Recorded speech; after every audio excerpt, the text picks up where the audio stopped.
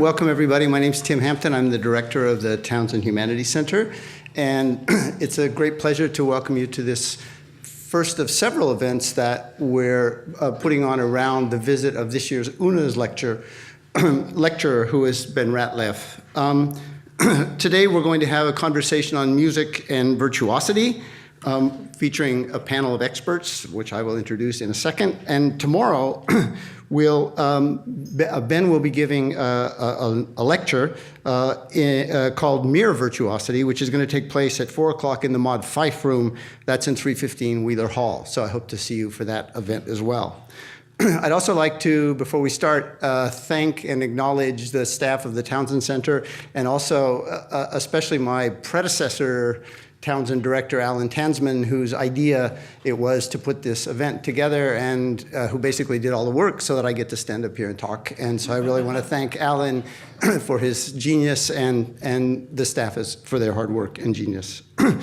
So let me introduce the panels, and this is going to be a discussion moderated by Ben largely, but it's, I gather, going to be fairly free-form, but I'll just tell you who is here. So Kim Kashkashian is an internationally renowned violist who has worked to broaden the range of technique and repertoire for the instrument. Among the honors she has received are the Grammy Award for the Best Classical Instrumental Solo Album for Kurtag and Ligeti, Music for Viola, and the George Peabody Medal for Outstanding Contributions to Music in America, and membership in the American Academy of Arts and Sciences. As a soloist, she's appeared with the orchestras of Berlin, London, Vienna, Milan, New York, and Cleveland, and she teaches at the New England Conservatory. John Santos is a central figure in the Afro-Latin jazz scene, a seven-time Grammy-nominated percussionist and United States Artists Fontanals Fellow. He is a performer, composer, and teacher and producer. He served as a resident artistic director at SF Jazz and as a member of the Latin Jazz Advisory Committee of the Smithsonian Institution. He's performed and recorded with numerous artists, including Dizzy Gillespie, Tito Puente, Max Roach, and Arturo Sandoval. Ken Ueno is Associate Professor of Music at UC Berkeley, where he holds the Jerry and Evelyn Hemmings Chambers Chair. He's a composer, vocalist, and sound artist, and has won the Rome Prize and the Berlin Prize for his work as a composer. His compositions have been performed at Lincoln Center, the Kennedy Center, and the Metropolitan Museum of Art. And Kim Kashkashian is among those who have played his work. And finally, our Ueno's lecturer for this year is Ben Ratliff. He is music critic and author. He was the jazz and pop critic of the New York Times for 20 years, and he's the author of 4 books, Every Song Ever, 20 Ways to Listen in an Age of Musical Plenty, which is from 2016, The Jazz Ear, Conversations Over Music, his remarkable book on John Coltrane, Coltrane, The Story of a Sound, which was a finalist for the National Book Critics Circle Award, and Jazz, A Critic's Guide to the 100 Most Important Recordings. And his articles have appeared in the New York Review of Books, Esquire, Slate, Rolling Stone, and elsewhere, and he teaches at NYU. So it's a great pleasure to welcome these 4 wonderful thinkers and musicians today, and please join me in thanking them for coming.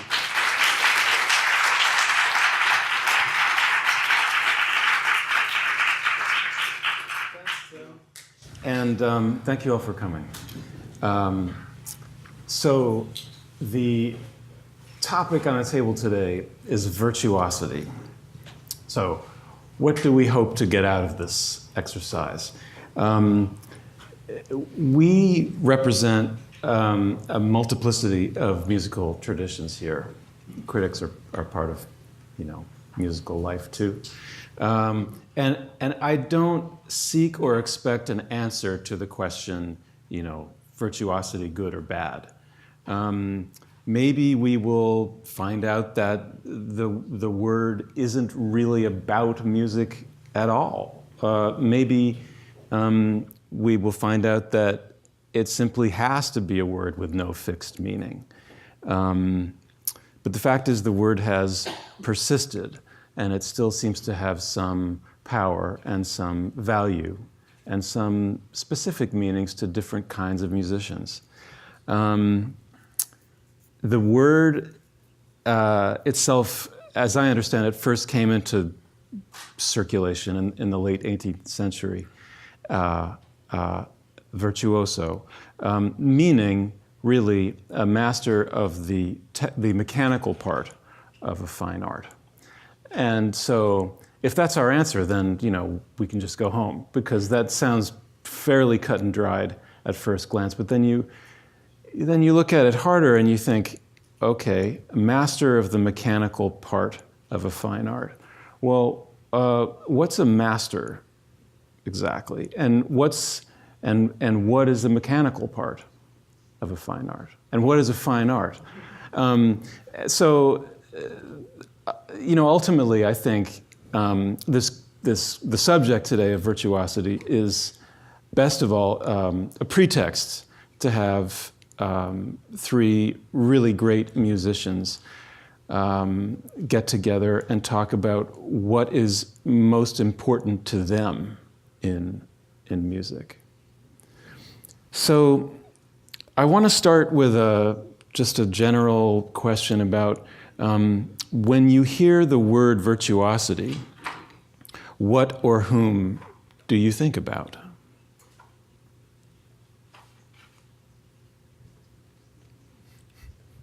Okay. I mean, if you want to, you can start from an early idea that you may have had about it, or a current one. Well, I think there's something I've always known about what is the implication of virtuosity. And even when I was a beginning violin student, when I was 9 years old, and I was listening to the Paganini violin concerto, and I was thinking to myself, well, actually, I can play all those notes. I just can't get from one to the other. And that, for me, still is part of my today's definition of a real virtuoso, is someone who knows how to get from one place to another really well and understands the spatial relationships in terms of time, in terms of sonic awareness, in terms of the body, geometry, and all of this combined in motion that where resistance has been eliminated. Yeah. Okay. And that's been a pretty serious effort for me, I have found that when I can eliminate resistance of all kinds, that I'm much more free to create and produce what I might want. And I'll just add one more thing and then I'll stop, which is that part of that business of not being in resistance is to understand that desire is resistance. So if you do have an intention, it's very different than having a desire. And you can get pretty tied up in knots, desiring to sound this way or that way, or to do this or that. But you don't get tied up in knots if you intend to do that thing. So that's a psychological aspect of this that I find extremely important. Desire is resistance, Yes. but intention means Is freedom to move. Yeah. means you can do it. Yeah. Yeah. I'm done. For now. Ken, what do you think about? I think that term might be located in terms of genre specificity, because Yeah. I didn't grow up with classical music. And my first instrument was electric guitar, and I was aware certainly of people who were virtuosic, but that word As probably, guitarists. yeah. The Eddie Van Halens and the Eric Claptons and then Jimi Hendrix, who was my biggest inspiration to be a musician. Every once in a while, reading an article that there might be an invocation of that term, but there might be, oh, he's a greatest guitarist ever, or he's awesome, or this is much more colloquial terms, right, than that word.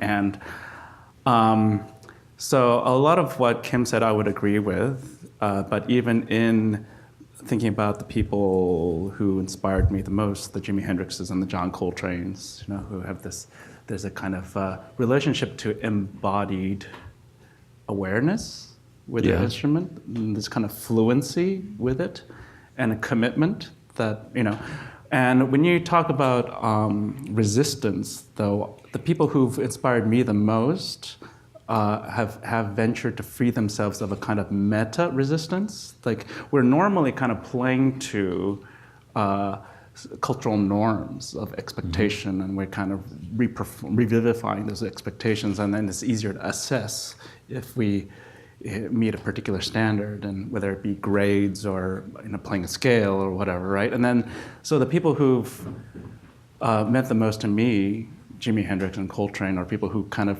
confounded pre-existing historical values and freed themselves of it, and went beyond historical norms of performance practice to invent their own, and as example, help free the rest of us.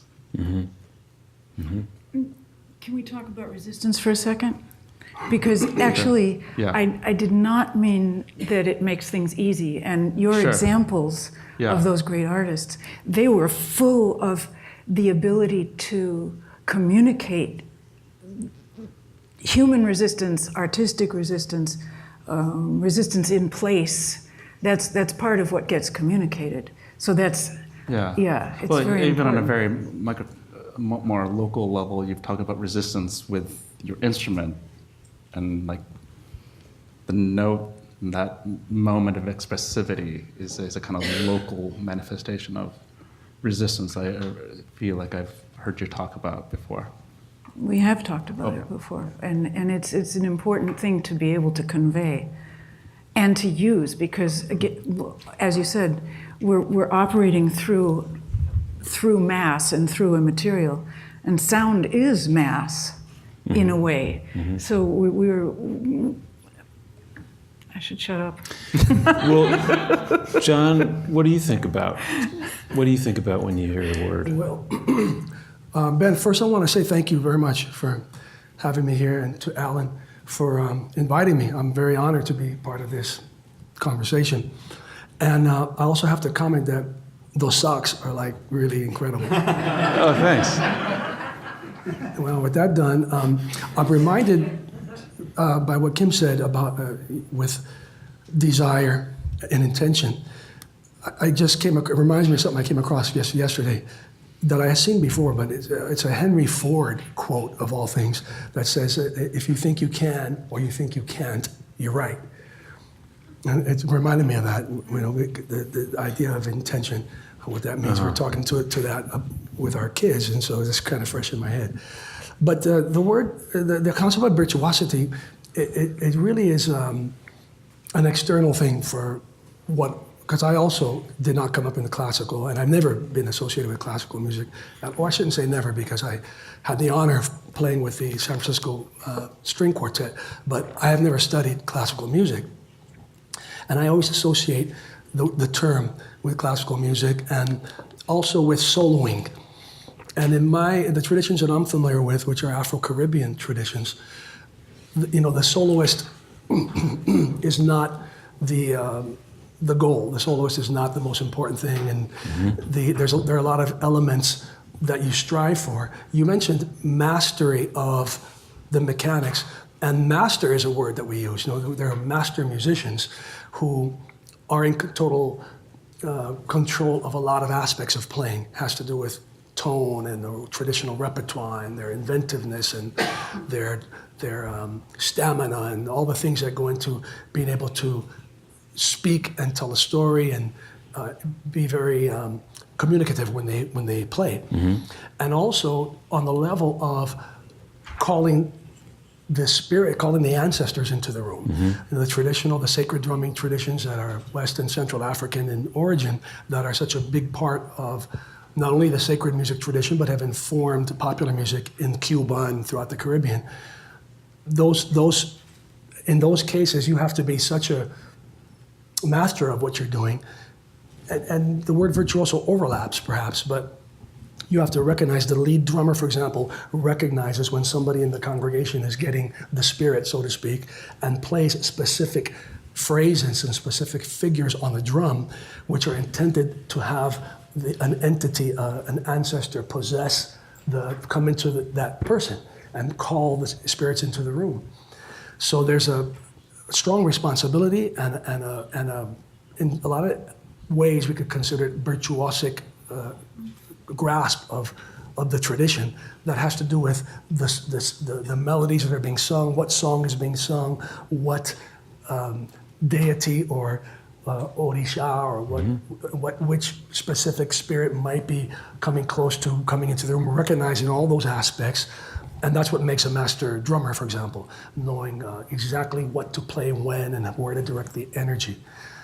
But the idea of, when you mention who comes to mind, I always think of it in terms of a soloist, somebody who's an impressive soloist who plays a lot of notes. And I think of Charlie Parker or Buddy Rich and Gene Krupa, people who are just very impressive and fast and precise and all that. But that doesn't really apply traditionally into the music that I've grown up with and studied, although it has been added because it's also a influx and constantly evolving style. So a lot of, by nature of the beast, it's always evolving and always including those concepts. So now we have also in our tradition virtuosic drummers. I think of Giovanni Hidalgo and Anthony Carrillo and many others, younger generation, and who are, by every sense of the word, virtuosic because they're incredibly fast and have a mastery of the language of the drum, and they have all of those aspects,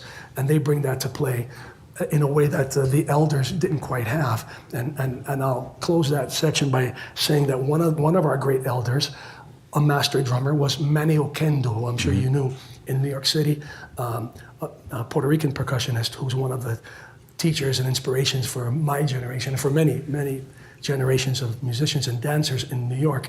He was a New Yorican, he was born in New York, and he came up studying Cuban dance music and Puerto Rican dance music, and it's a language, and it's a style and a language, and the percussion plays a very important role in it.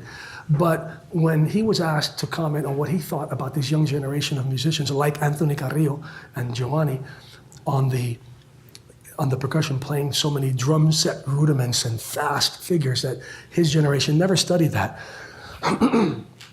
His comment was, too many rolls and no butter. And so that kind of tells you where that style of virtuosity is with our tradition. But so when we're talking about music that is, in some sense, like dictated by the spirit world, say, and we're talking about great players within that tradition, is there an idea of virtuosity as kind of a level that keeps rising?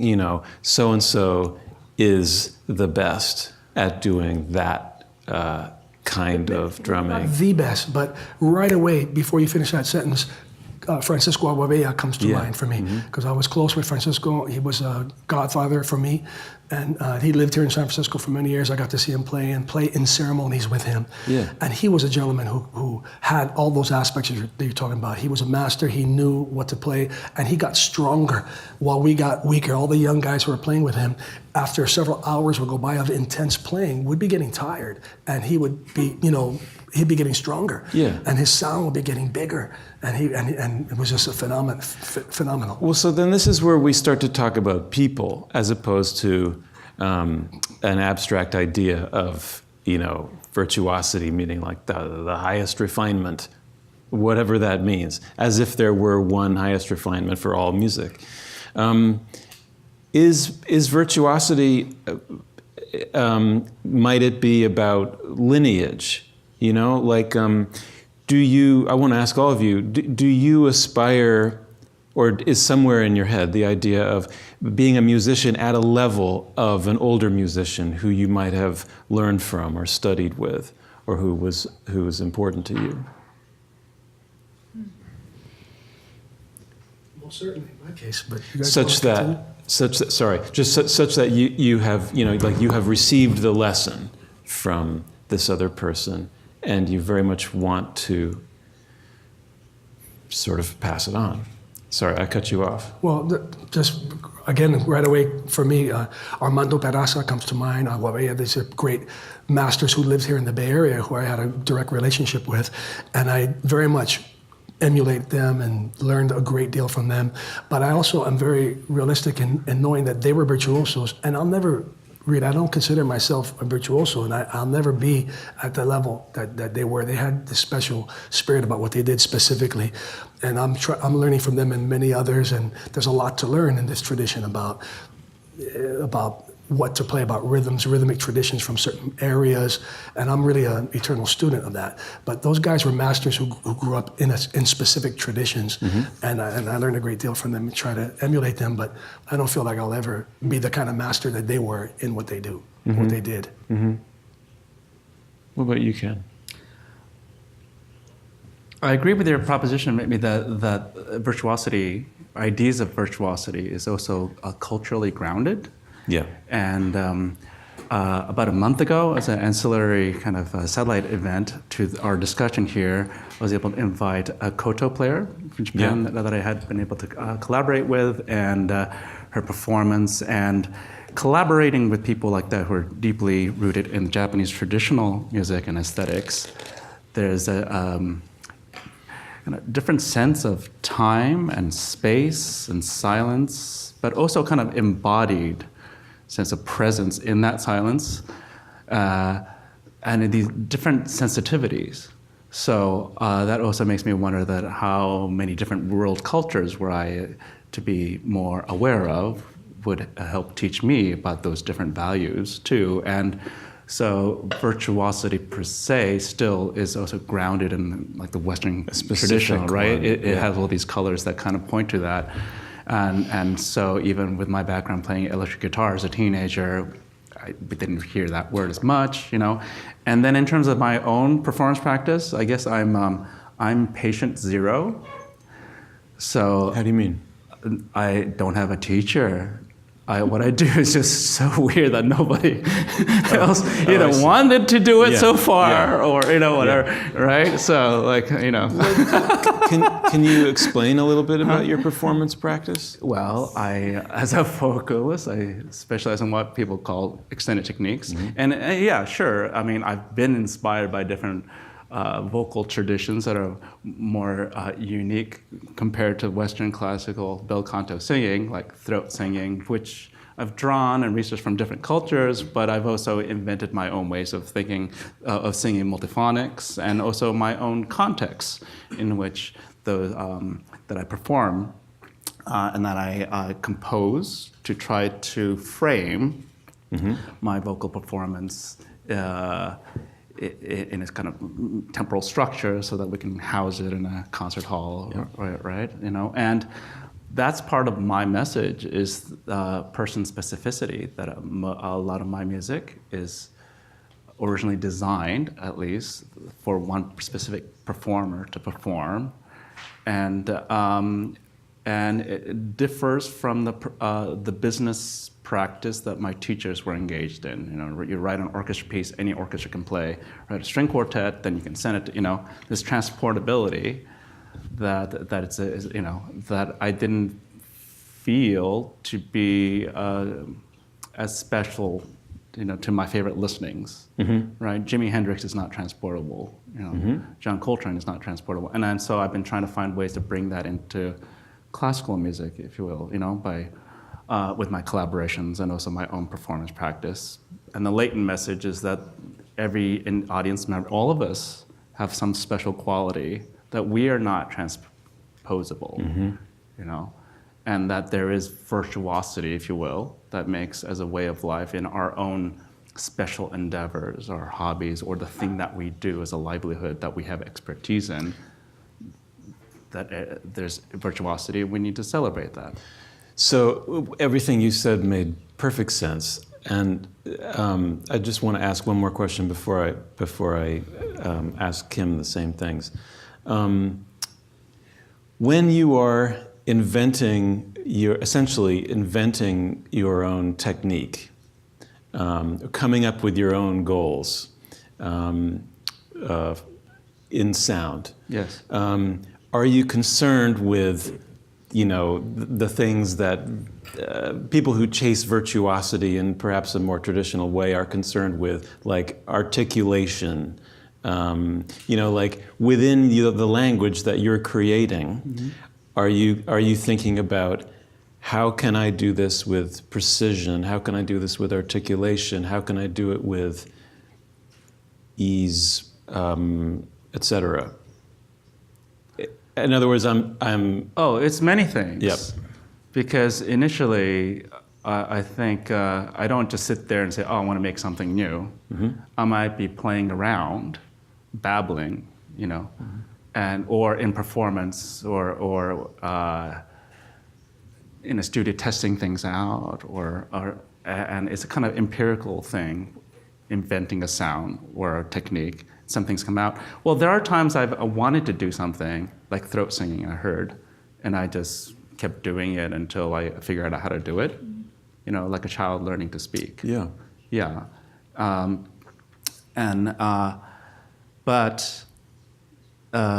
So there's all of these things kind of happening at the same time. At the moment of kind of empirical discovery, it's also like a gut feeling, or that feels good. There's a particular kind of energy that or feeling, the sound itself kind of gives me in my gut, that I feel it to be appropriate to some sort of feeling that I might want to express. Yeah. Yeah, it's like a sound, And you're in that sound. and that then I store it away. And then there's other, so that's kind of irrational, right?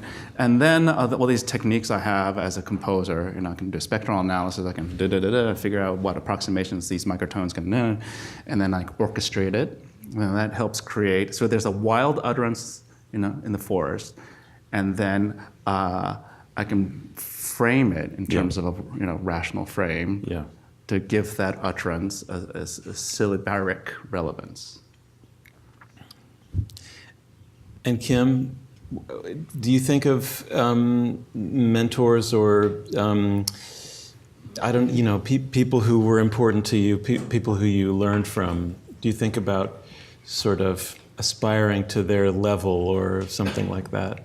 Is that important to you? It's complicated, Yeah. and I want to backpedal one step and say the traditions that I grew up in of Western classical music, the Viennese school, the French school, the Russian school. We, as Americans, were lucky enough to have a fantastic influx of immigrants from all of those places, World War II times. So we as Americans had at our fingertips the visceral responses of the musicians who actually grew up in these traditions. And what I learned from people like Felix Gallimere, who was an immigrant from Vienna, and from my teacher, and from people like Walter Trampler, who was the great violist of the previous generation, was that no matter how it got colored, their roots were in folk music.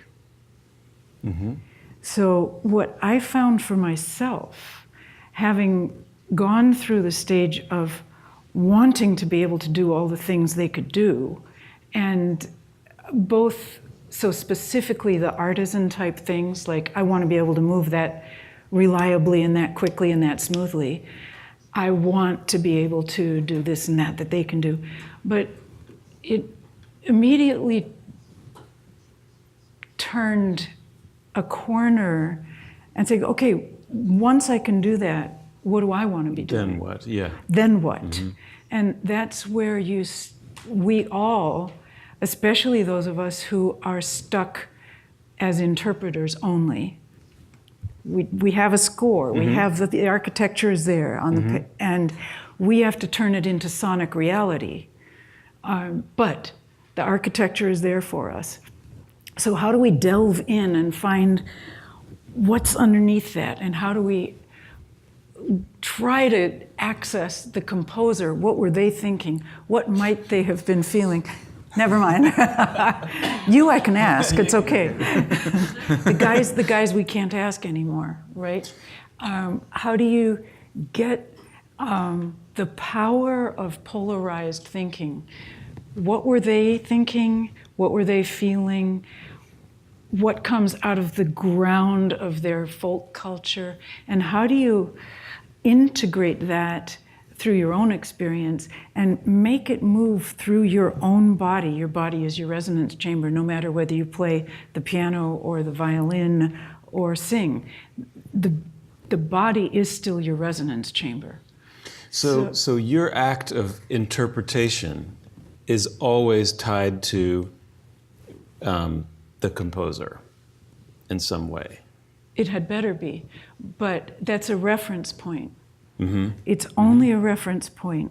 It's, if you think of a composer or a composition as being an empty building with nothing in it, and our job is to inhabit that building, both with warmth, with love, with material objects of one sort or another. We have the job of inhabiting an empty building, which is a pure structure. So the score that we work with, I see a piece of the music of Bach, and that's architecture of the highest level. There's nothing wrong. There's not one single line out of place. Mm-hmm. But it still needs to be inhabited and made visceral. So that's my job, is to be a virtuoso inhabitor of sound. Right.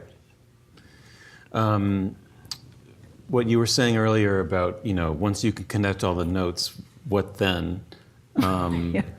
Made me think of Murray Pariah. A friend of mine went to him for advice about this question about virtuosity, and he said, well, in order to be more than a virtuoso, first you have to become a virtuoso. In other words, you got to pass through that one way or the other, and then you do what you want to do pianistically or in any other way.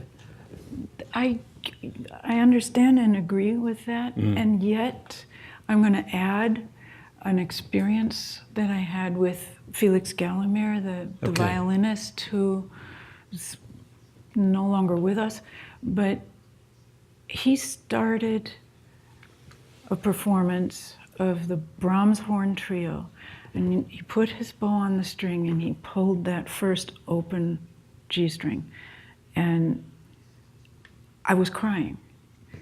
Why? Because there was so much depth and meaning in that note, and it was not easy for him. He struggled to get there. And that is another form of virtuosity, to get past all your weaknesses and still communicate deeply. That for me is also virtuoso. Not everyone can do what Murray Pariah does. Right. But some people who don't are also incredibly potent communicators. And bottom line, that's how I define what does virtuoso really mean. It means getting into people's hearts. Sometimes it's done by skill level, and sometimes by other magical means. Yeah. John, percussion, it's very muscle-centered music, It's physical. It depends on physical strength, manual dexterity, sometimes speed, things like that. What's beyond that? And do you think about, does this question revolve through your mind, For sure, yeah, because it is very physical. And the stereotypical Afro-Cuban drummer is a man with big upper body strength, big shoulders, and what have you. But that's all changed a lot. It's evolved a lot over the years to the point where, it's refined. The technique of playing has refined a lot, and a lot of drum set rudiments and concepts that are usually applied to playing with sticks are now, for the last several decades, applied to playing hand drums.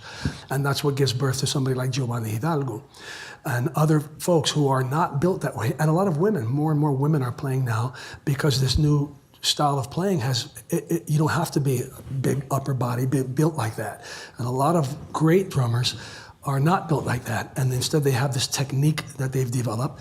And it comes to mind also for me, somebody like Zakir Hussain, Sure. who I've had the opportunity, I've known him for many years, but I've had the opportunity to play with him quite a few times in the past few years because of our association with SF Jazz. And he's an incredible master in every way, and virtuoso. But the nature of his tradition is deep on a lot of levels, but one of the things that makes the masters there is they have to be able to play also precise and very complex rhythmic figures, very fast, and that whole impressive speed thing is part of that mastery and part of the tradition, as well as beautiful melodic phrasing and things. Yeah. But even he, because he's such a world musician, he plays with jazz groups all the time. He plays in the jazz world. He told me a similar story about like Manny with the too many rolls, no butter, because jazz is the same way. Jazz, there's a language, and when you hear somebody take a solo, it can move you in a lot of ways. But most of the time, especially the musicians and the people that know the tradition, are not as impressed with all the speed as they are with how you're telling your story. Yeah. So he told a story about playing for the first time as a 20-year-old. He was playing with John McLaughlin and with Miles. It was his first time to play with Miles Davis, and he was so excited, and he said, I wanted to do my best and play. So he played all his stuff, and he just all this incredible speedy stuff. And he said Miles sauntered over to him while he was playing.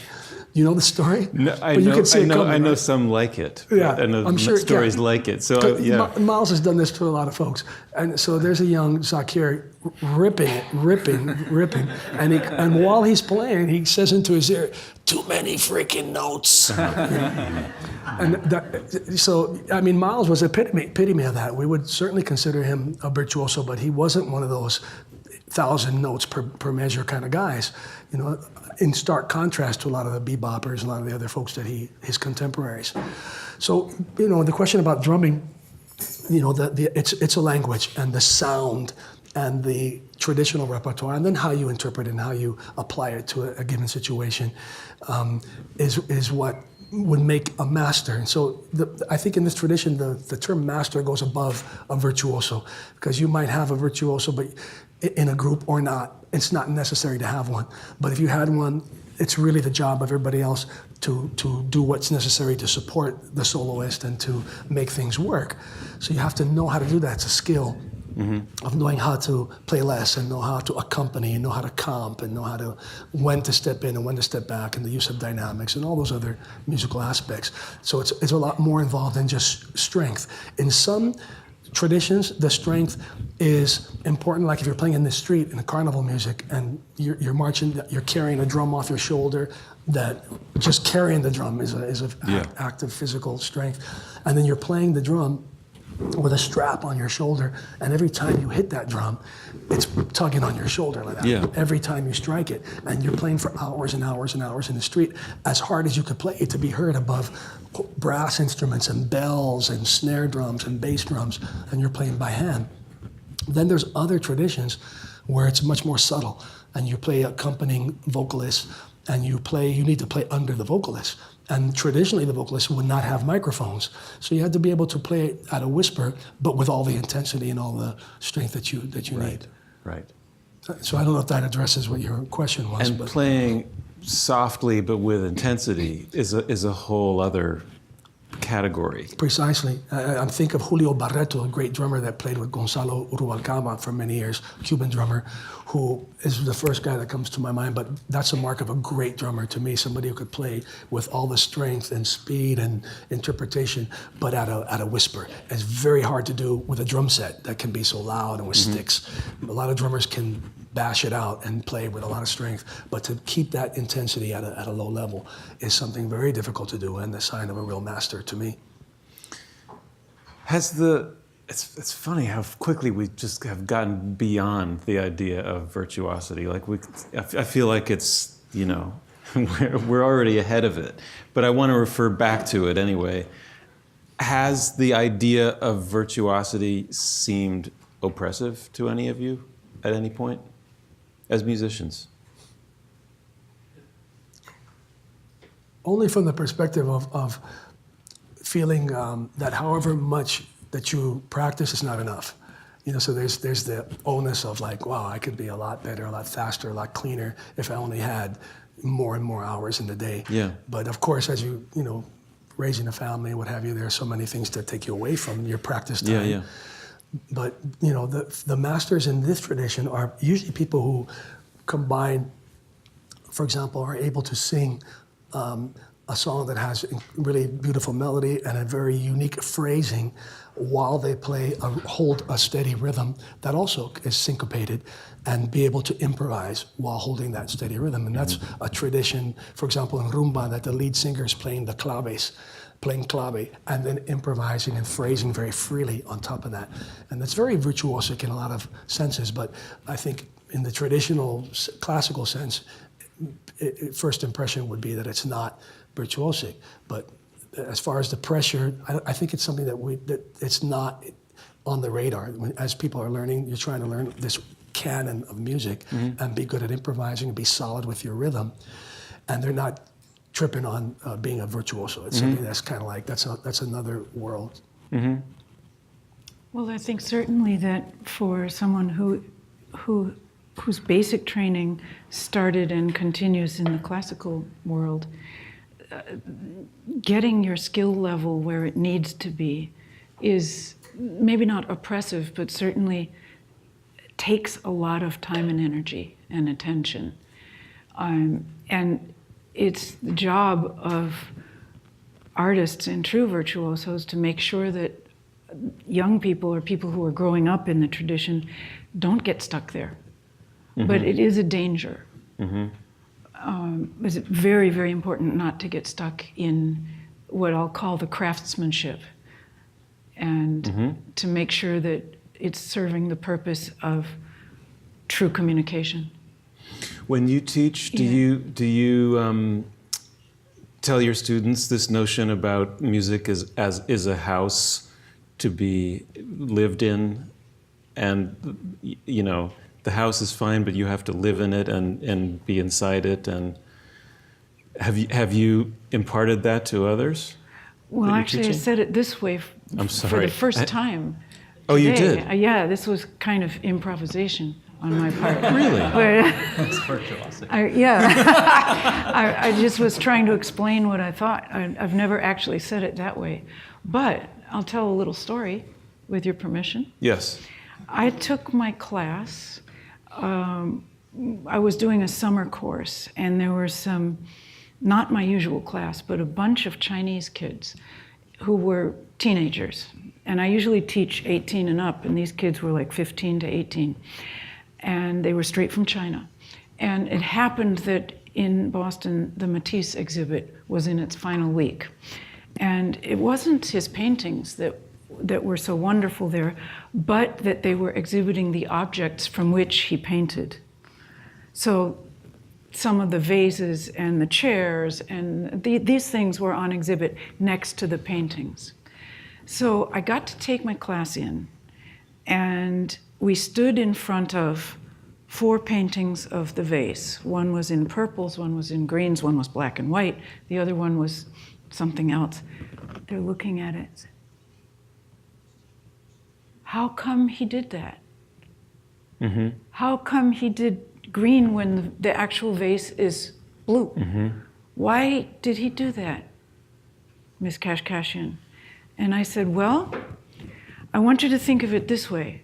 When you practice the Bach G major suite today, it's got to sound different than it's going to tomorrow, right? If it doesn't, you're not doing a good job. Oh, you mean I get to sound different? So, yeah, it's that. It's that. It's giving permission to yourself and to the audience to have a very different experience given the same architecture. Right. Right? Yeah. So yeah, I do try to make that clear. And I also try to make it clear that skill by itself is, what was it? It's rolls without the butter. It's the same. It's the same thing. It's empty words. Yeah. It has to be inhabited by something. And I am convinced, and I remain an optimist on this, that anyone, either trained or not trained in musical traditions, can tell the difference between a true sound and a not true sound. Anyone at all. True sound and a not true Yeah. sound. Yeah. I guess using other terms that we've been using today, that could also be like an embodied sound Yes.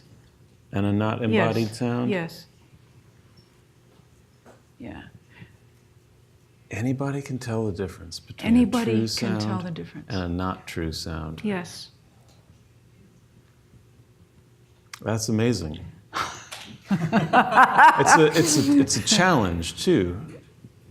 Yes. What you're saying sounds right, and it's well, it's fascinating. So Ken, Yes. Oppressive? yeah, Yes. Inasmuch as that the normative means of assessment is often historical and preexists us, and sometimes in a different culture. And these are the lenses that we often look at people and judge people, you know. And so I would like to our society to kind of reframe those. Well, first suspend such assessment and be more open, and reframe those mechanisms of assessment so that maybe we can receive more of that true sound, which might be, might be something that confounds our normative expectations. You know, and then, if I may, also my story. The best, I tell this story all the time, but it changed my life. I heard a lecture once by B.B. King. oh yeah, And he brought his band to Harvard, and he said, I'm going to show you what I do. And he had his band vamp on a 12-bar blues. It was an A. And he said, now I can play the right notes. You know, and he did. It was like fifth position, A pentatonic, and then he stopped. And he said, now I can play the same notes, but turn it on. Yeah, and it was like, whoa, that's B.B. King. And that little space is so palpable, it's powerful, right? He demonstrated why he's B.B. King, playing the same notes, and everybody else just plays guitar. And it's palpable, right? That's why he was B.B. King. You know, but then I was thought like, wow, this was really problematic as a graduate student composer. Like, well, but the notes, I'm writing down the notes. sure. What I knew I can put you know. But then I was like, wow, it's not just about the, you know, there's other things that I haven't actually been trained in, because it's harder to theorize about that little space, that kind of emanation of his aura that we can feel. We're all fans of our favorite artists, or everybody, right? We feel that truth in some sort of way. But in my training, we never really talked about it. We were like in the score as material, you know. And then, of course, when we rehearsed and we had concerts, and our teachers tried to coach that and shape it and try to get that energy to speak. Yeah. And we kind of pick up on it through like empirical kind of practice. Yeah. But it's a slippery thing to theorize about. You know? You think there's any music that that is so demanding, and so specific and so demanding that just to play all the notes is as much as one can do? In other words, just to hit all the notes is as close as you're going to get to living in that house. Like, I'm thinking of, I mean, Xenakis wrote some crazy pieces for solo violin, maybe viola too, right? You've probably played them. Those look, I mean, what do you do when you're faced with that score? I actually do want to say something about this. Please. Yeah, because you can see a score like that, which is, in theory, if you want to say you're going to actually play all the notes exactly, you will never get to the truth of the music. And so you have to give up the detail sometimes. And this is something Robin taught me, a percussionist that he writes for me and her together. He used to anyway. Really, yeah. She was playing one of those Xenakis pieces. Uh-huh. And I had the privilege of listening to her practice.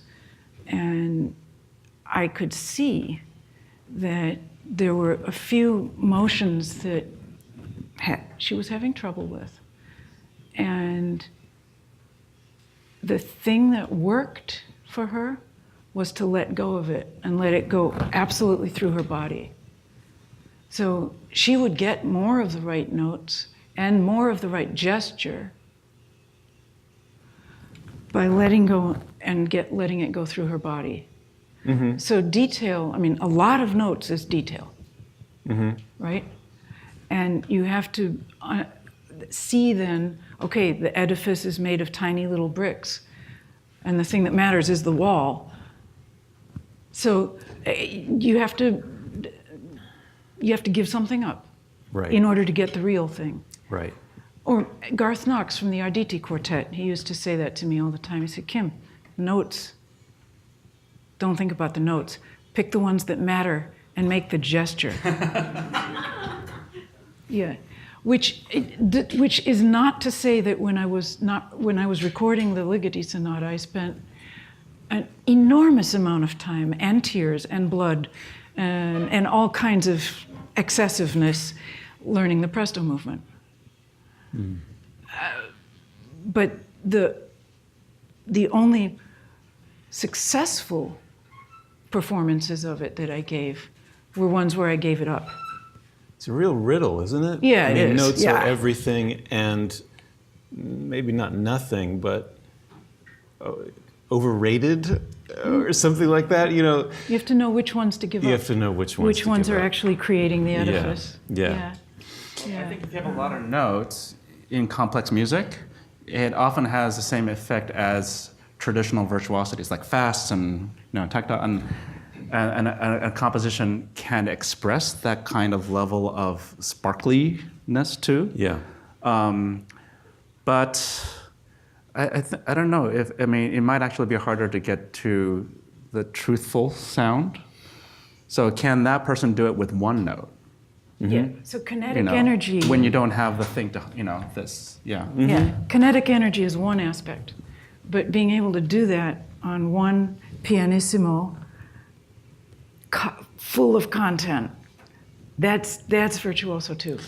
Yeah. And then in an improvised ensemble context, there's a whole bunch of other considerations. As you said earlier, in Afro-Latin music, it's not quite so much about the soloist. There's something else. I don't know what you would call it, but there's something else. There's some other, higher refinement. I don't know if you would call it grace or. Before this started, we were talking about this record that John and I both love, and John knows much more deeply than me, called Patato y Totico, and it's led by two percussionists, Patato Valdez and Totico Arango. Recorded in 1967. 67. And it's sort of, John called it the Bible or the... It's a sacred Sacred. text. It's a sacred text. It's a sacred text. Every rumbero, everyone involved in Afro-Latin percussion, probably in any way, has either heard it and knows it well or knows of it. And so there is some playing on it that I was suggesting to you before. There is some playing on it that most people could point to and say, well, that's virtuosic, especially Arsenio Rodriguez, the tres player, which is sort of like a guitar. But the rest of it, there needs to be another word for it. It's so the time feeling of the record, everything is just sliding around all over the place, and there's lots of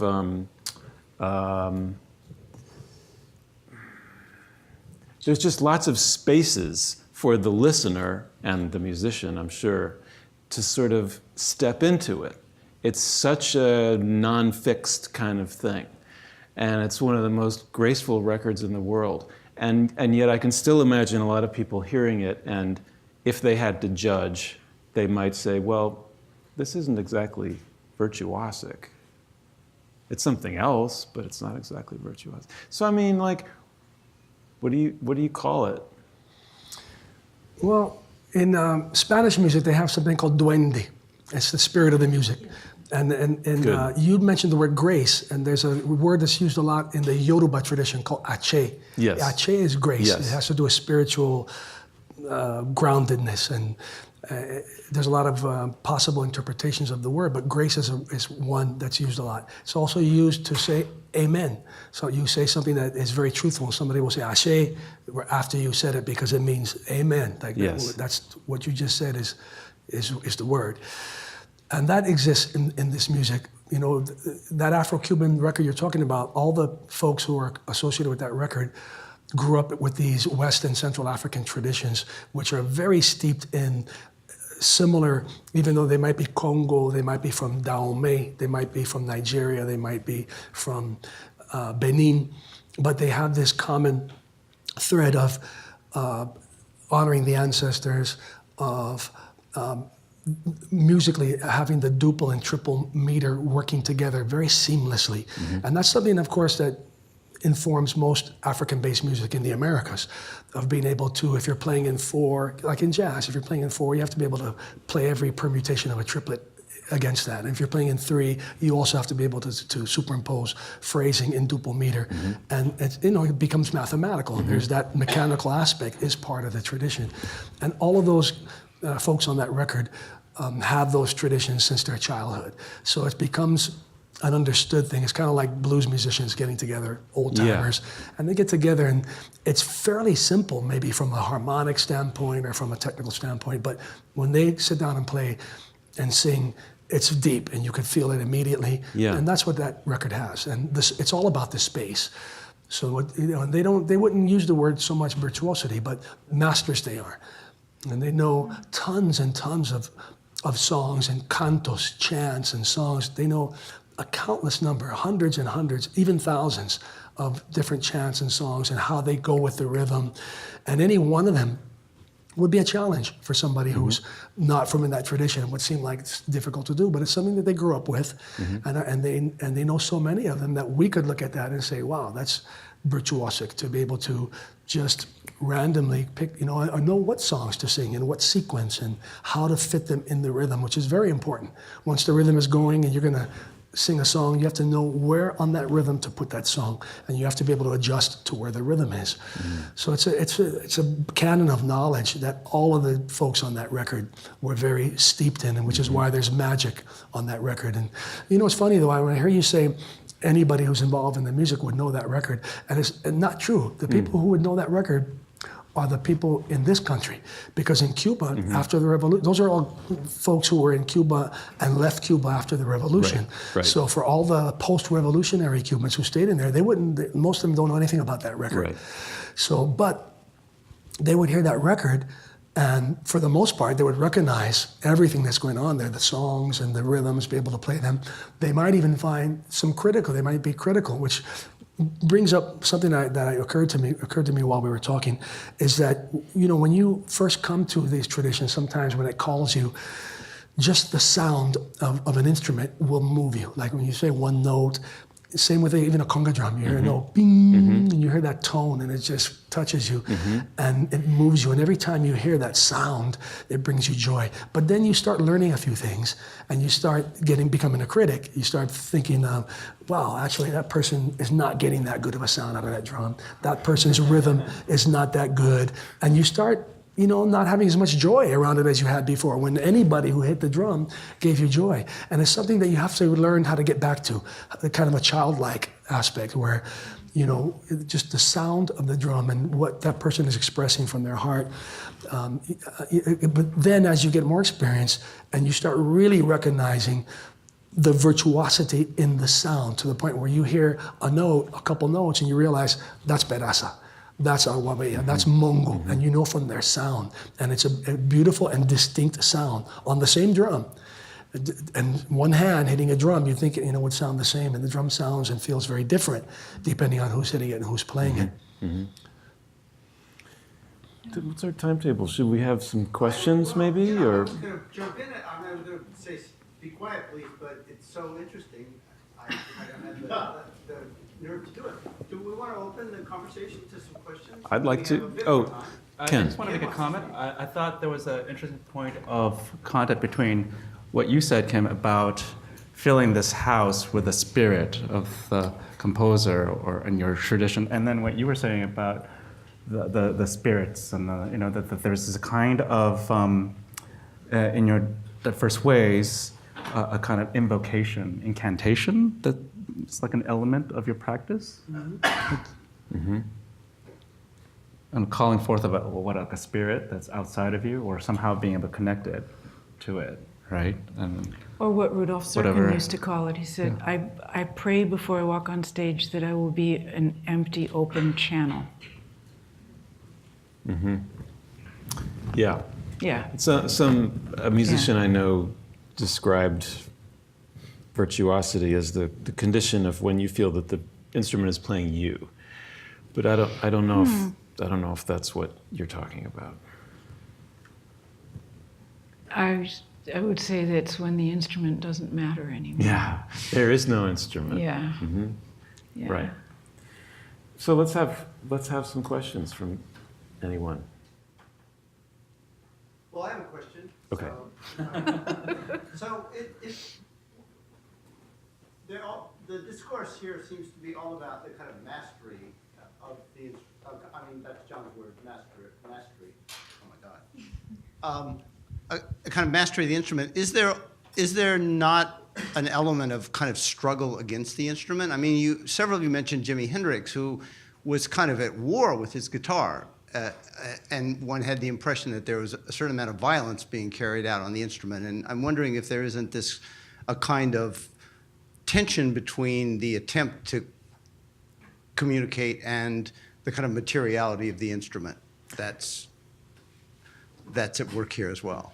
I mean, Ken, that somehow being able to play too well. Why don't you take that on? What's the significance of Jimi Hendrix breaking his guitar?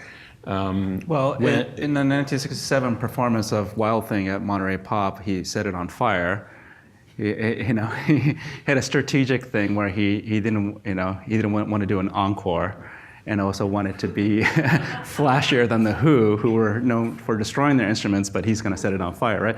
But then at the introduction of it, he says, don't think it's strange, I'm going to do something here. And he says, I'm going to sacrifice something I love. Yeah. And that was really beautiful, And then he was still performing these frequencies that are real kind of powerful, right? And he's not playing the guitar anymore, but he's moving it and getting different kinds of feedback, setting it on fire, but it's a different kind of performance practice. And I think Jimi Hendrix invented a new kind of electric guitarism in which the main discourse of sound is not the fretted fundamental anymore, but it's this frequency space and feedback that he's unleashing, and maybe part of the new physical actions, the histrionics are part of the performance practice to communicate that, to get that out of the instrument. I always felt that that Jimmy, and not being a guitar player, but being a real fan of rock and electric guitar, like I used to know all of Jimmy's solos playing air guitar. I knew I could imitate them. But Jimmy, I felt, was in total mastery of his instrument. It seemed like he was one with the instrument. He could do anything he wanted with that instrument. Yeah. And then there's the aspect of performance. Performance brings a whole nother level where virtuosity is important. And then once you've done all that, you're looking for something more to impress, and in the performance, it goes into other directions. But with certain styles of music that are not necessarily geared toward performance, in traditional contexts and in communities that have been around for a long time, where it's not about performance, And then it's about knowing the code, and the virtuosos are the ones who know the rhythmic code, how to bring what they're bringing, whether it's whatever they're bringing, melodic, harmonic, or rhythmic, that it's always rhythmic. There's a rhythmic code that you have to know, and you have to understand that as a vocalist or as a arranger or composer, you have to understand that rhythmic code. And even at a certain point as a soloist, you soloist within this rhythmic code. And those are the folks that really, the people inside the tradition, I think, respect the most and say, and will just nod their head to, because that person can just freely improvise and or come up with traditional things, and it's always on the money in terms of where it fits in the rhythmic matrix of things. That's kind of the bottom line, I think, with a lot of Afro-Caribbean tradition, at least Afro-Latin. Mm-hmm. Well, Jimi Hendrix's histrionics were also trapped him too, and then he started realizing people expected him to play with his guitar and behind his back and all that. And then so he disbanded his group and created a band called Band of Gypsies, and he wanted to just focus on the music. Right. Right. Yeah. To speak to that question of the urgency and the difficulty of doing music, I think if we all think about it as more a process of sculpting the sound out of whatever our medium is, instead of painting it, that 3 and even maybe 4-dimensional aspect of getting something out of yourself and through your instrument and out to the last person who's out there listening, that's not easy. It takes great concentrated effort.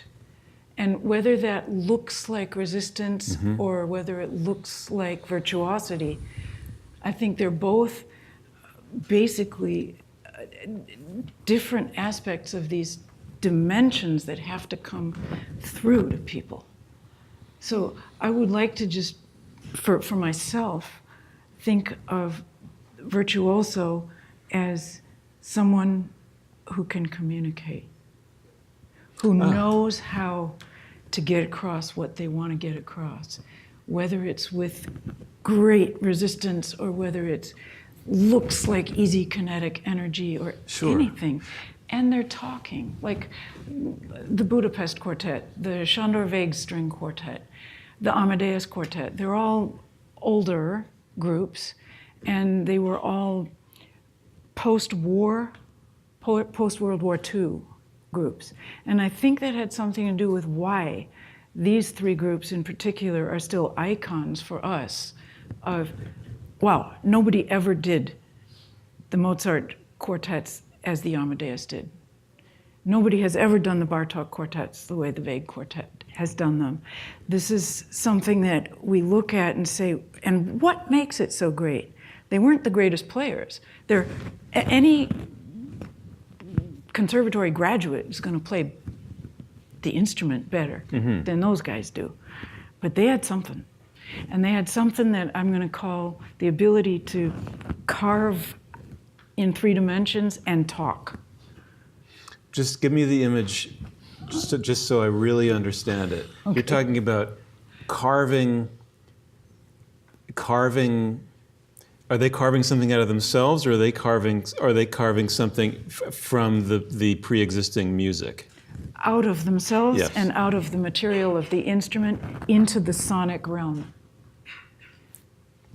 Yeah, so not the empty edifice, right. But what does it take to turn that edifice into something alive? Right.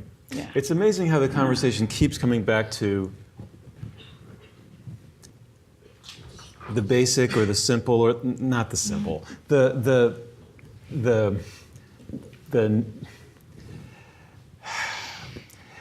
opposite of lots and lots and lots of notes.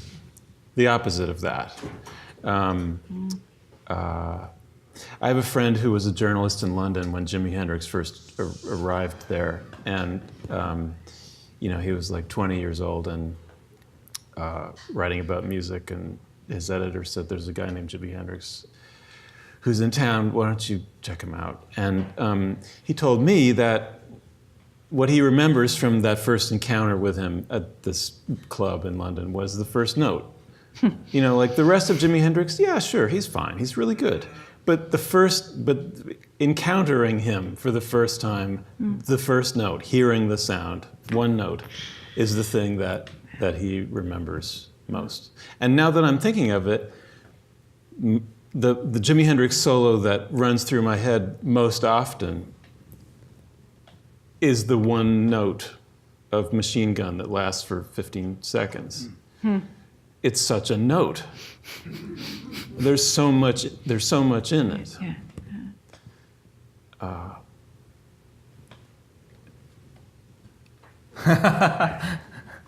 Do you see a relationship between virtuosity and one's knowledge, understanding, or love of the tradition that they're coming out of?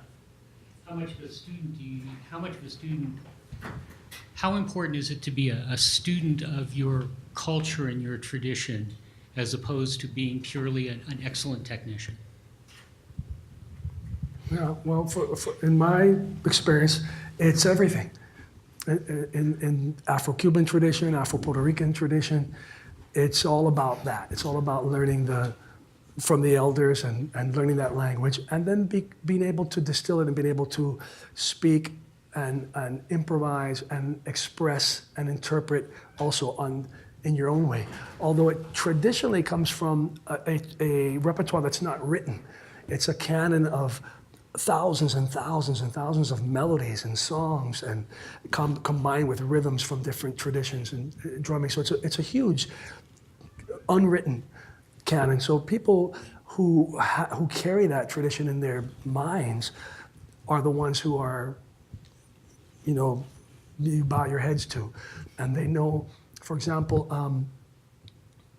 I'd like to give you a sample just of what I'm talking about. Like if you take a song, a melody, and how you fit it with a rhythm.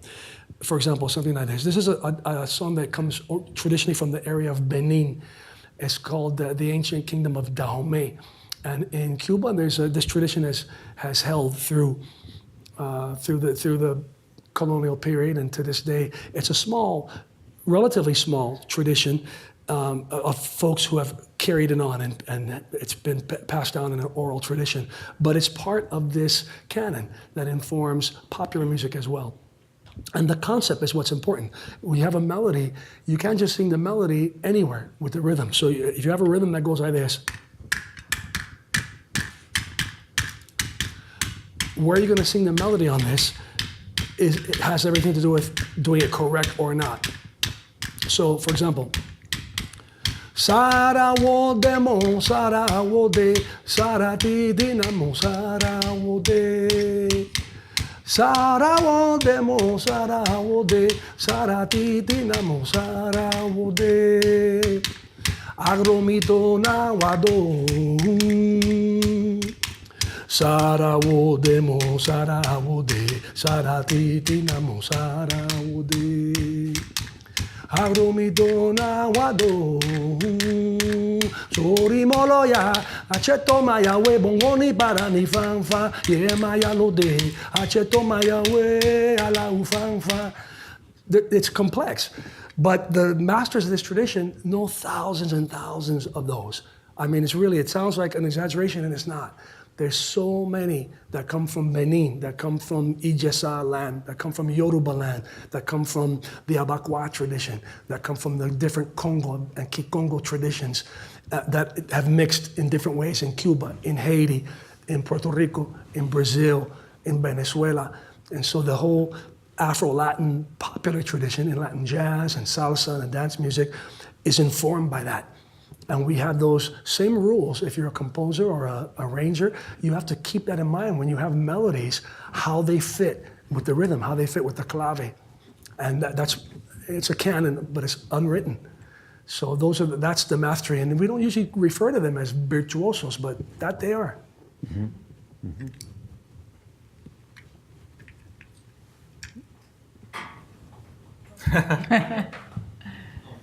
It seems like there's a difference between possessing or exhibiting or inhabiting virtuosity. and recognizing it and observing it. And I'm wondering if you see that difference, like performing virtuosity versus observing virtuosity. And it seems like in the former, where you perform virtuosity, that there's a lot of interpretation involved, like you talked about inhabiting the house, and while at the same time maybe masking that the work or the skill, or making it seem like the instrument's not there. So there's a paradox there where you're like, you know.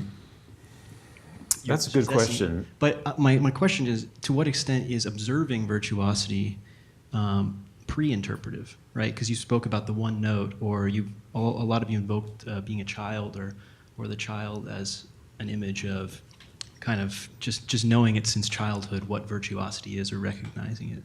So I guess my question is, to what extent is recognizing what virtuosity is like a pre-interpretive act, something we do before we think about it, or is that itself just are we just pretending like we don't know? Or do we actually have more knowledge than we think we do? Does that make sense? You're asking, how does the listener how does the listener react to? Is that? Yeah. Is it something that requires musical knowledge to know No. what it is, or Absolutely doesn't require any musical knowledge whatsoever. Because you're reacting viscerally, either to the kinetic energy piece of the puzzle that we've been talking about, or to the pure communication piece of the puzzle, which is what we're mainly calling the sonic experience, right? True sound. And everybody feels that. It goes to your heart. So you're going to respond to it either by your heart going, or you're going to want to get up and dance. And those are both great responses and responsibilities, I would care to say, of the audience, to actually be in a dialogue with what you're hearing. Yeah. I think a lot of what we talked around, and maybe what some of us might try to reframe virtuosity as a state of being. In that moment, just being. And I think children are really good at that. And right, we often accumulate these like barriers and kind of self-prohibitions and restrictions.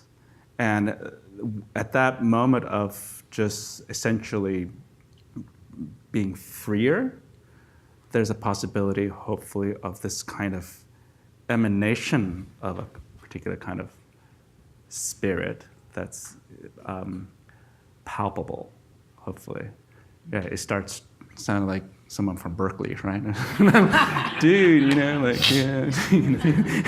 No, but I like the language because, in my training, we never talked about this, Yeah.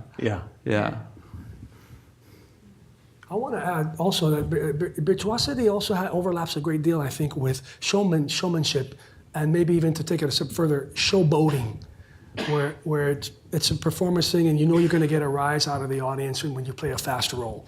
Whereas for the musicians in the audience, they're not going to be as impressed with that. They're going to, if you see somebody in the audience who you respect, or a teacher, or somebody who understands, you're going to be a little more responsible, maybe about trying to play something that they're going to appreciate, that your peer will appreciate the musicality and the depth of it.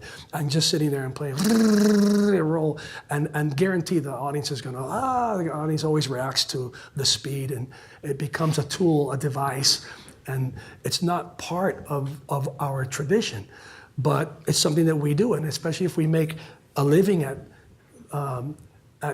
being a musician, where in a society like ours, where it's really about entertainment, and the music is, the importance of music is its value as entertainment, and how many units are sold, and precisely how big of a rise you get out of that audience is going to decide how much you ask for next time, and if you get the call back, and all those aspects.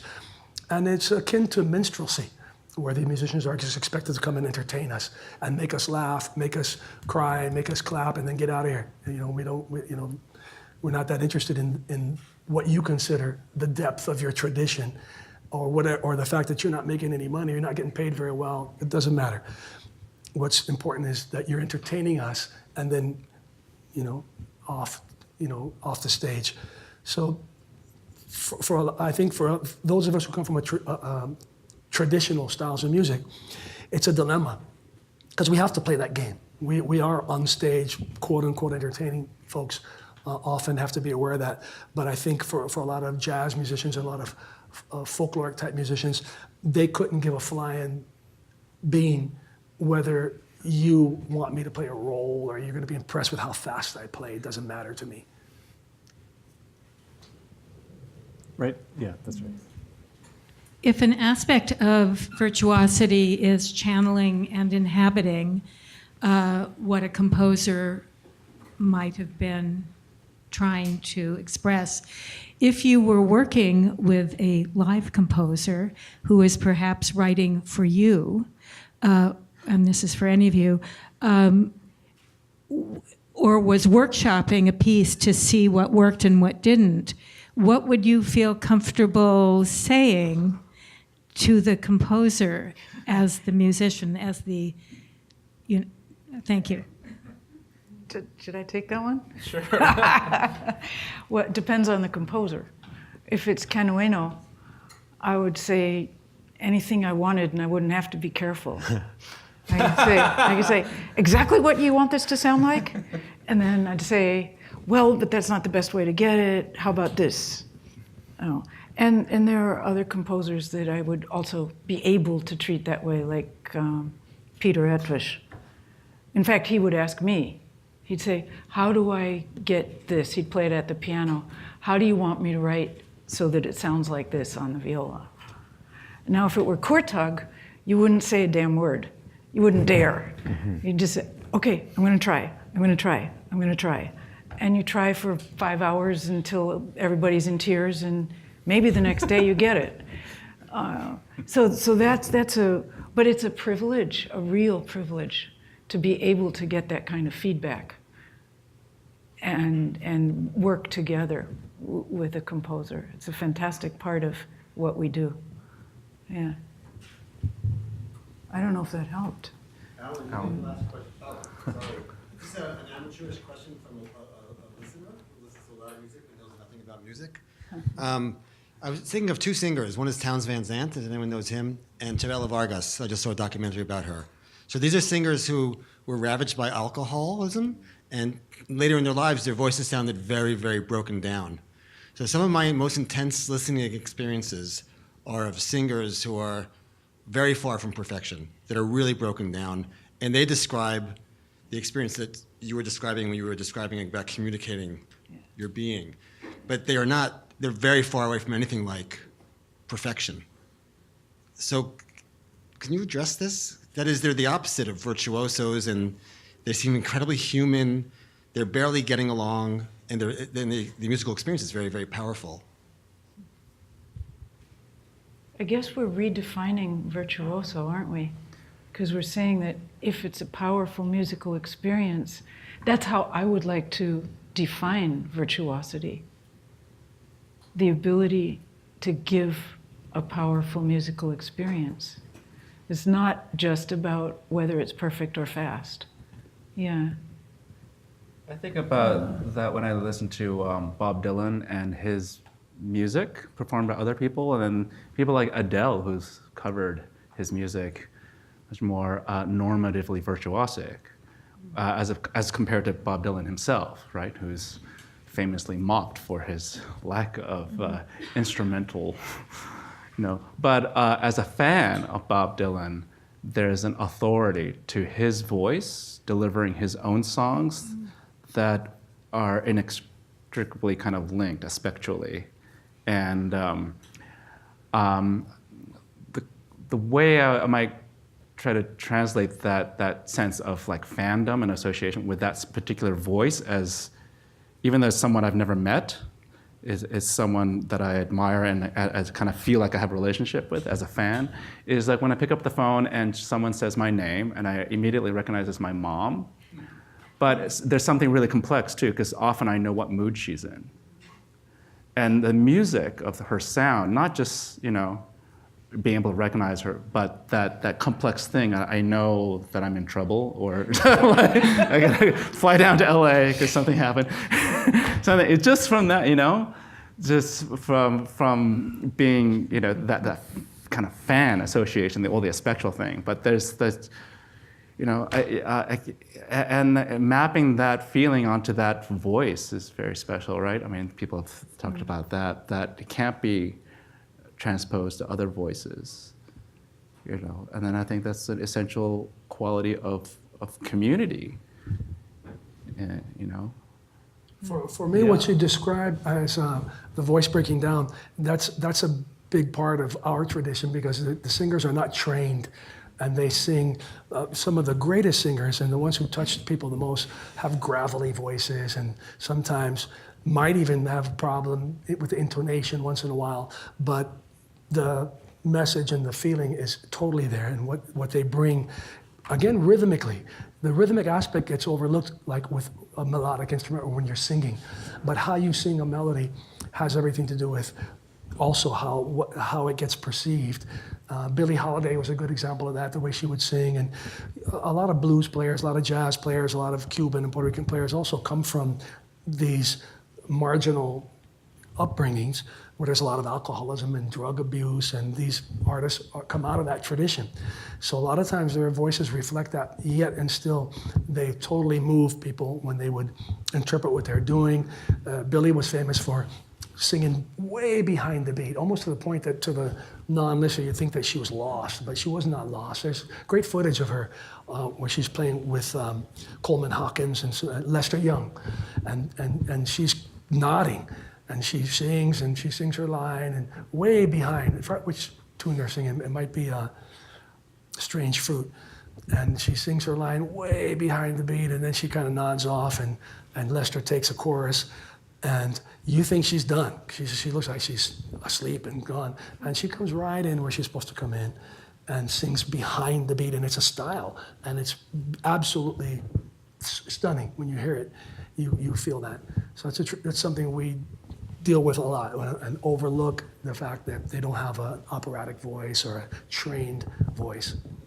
Well, the standards are also cultural again, right? Because from what I understand of like pansori, traditional singing in Korea, the singers like scream at a waterfall for years to like gravel up their throats, to, which like opera singers would be afraid, right? That's the worst thing you can do, Arsenio, who we were talking about too, this great tres player, he did something very fascinating in '63. He had come to New York in 1953 because the mambo was all the rage in New York, and people were making money, and it was very popular. Everybody was playing it and dancing it. People were making money off it, and he knew damn well that he was one of the creators, if not the creator, of what they're now calling mambo. And he came to New York and was doing interviews, and he was pissed off. He was this guy, he was blind black big man who was known for being very ornery, very, in a bad mood all the time. And he had a very gravelly voice. And he would do these interviews where he would say, he'd be complaining and growling, and say, ask the people who are getting credit for the mambo, ask Bebo, ask Pere Prado, ask Cachao, ask them if they didn't come to see my band play in 1940 at such and such a radio station. He was talking the truth, of course. He knew he was blind, but he knew who was in the audience, what musicians were in the audience, who later got credit for this mambo that he had a lot to do with. But he didn't ingratiate himself to anybody. So he couldn't get a decent record contract. He was playing in the street, playing in bars. This was a major force in Cuban music. Finally, he got a record contract in '63 with Columbia Records. Somebody must have convinced Columbia that this guy is really the real thing. But what he was known for was this style from the 40s, where they always had these great singers, some of the greatest singers of the era. Miguelito Cuní, René Alvarez, wonderful vocalists.